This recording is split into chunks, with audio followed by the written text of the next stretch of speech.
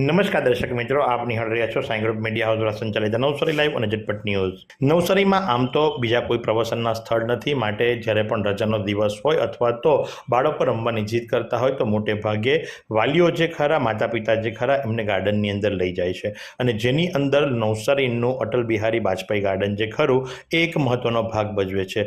પણ હાલ કોઈ પણ પ્રકારની પાર્ટી જે ખરી એ સત્તારૂઢ નથી, જેના કારણે લઈ અને આ તમામ ગાર્ડનોની જાળવણી સાર સંભાળની જવાબદારી જે ખરી એ મહાનગરપાલિકાની બને છે. કોઈ નગરસેવક નથી, કોઈ ગાર્ડન સમિતિ ચેરમેન નથી કે જેથી કરીને આપણે એમને રજૂઆત કરી શકીએ. તો ત્યારે આ ગાર્ડનની દુર્દશા માટે જવાબદાર કોણ? કારણ કે તમે જુઓ તો જ્યાં જુઓ ત્યાં રમતગમતના સાધનો તૂટ્યા છે, કાટ લાગી ચૂક્યો છે, અથવા તો બંધ હાલતમાં અથવા તો ખરાબ હાલતમાં છે.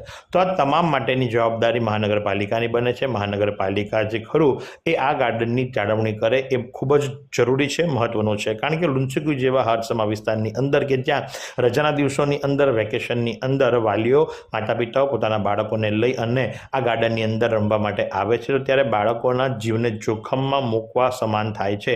કારણ કે જો એટલી તમામ મોટે ભાગની રાઇડ્સ જે ખરી એની અંદર કંઈક ત્રુટી, ખામી અથવા તો તૂટેલી અથવા તો બંધ હાલતમાં છે અને એની સંપૂર્ણ જવાબદારી મહાનગરપાલિકાની થાય છે.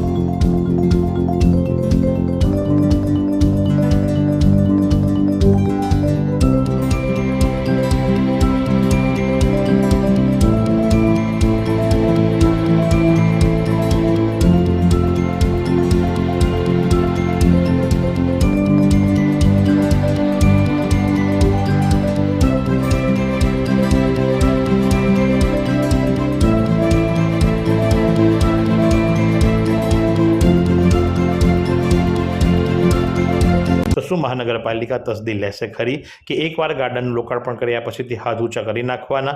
અને ખાસ મહત્વની વાત એ છે કે જ્યારે ચોમાસાના સમયની અંદર આઉટડોર ગેમ્સ બંધ થઈ ગઈ હોય, થોડું ઘણું ઉકાળવું પડે, તો એકમાત્ર આ જ રમતગમતનું સાધન છે જે બાળકોને આકર્ષી શકે છે. તો એ સમયની અંદર નાના ભૂલકાઓ કે જે ગાર્ડનની મોજ લેવા માટે આવતા હોય, એમના જીવની સાથે આ ચેડા નથી થઈ રહ્યા, તો શું થઈ રહ્યું છે? તો તાત્કાલિક અસરથી આ ગાર્ડન રિપેર કરવામાં આવે એવી લોકમાંગ ઉઠવા પામી છે. તો આ જ પ્રમાણે આવા નવા સમાચારો માટે આપ નિહાળતા રહો નવસારી લાઈવ અને ઝટપટ ન્યૂઝ.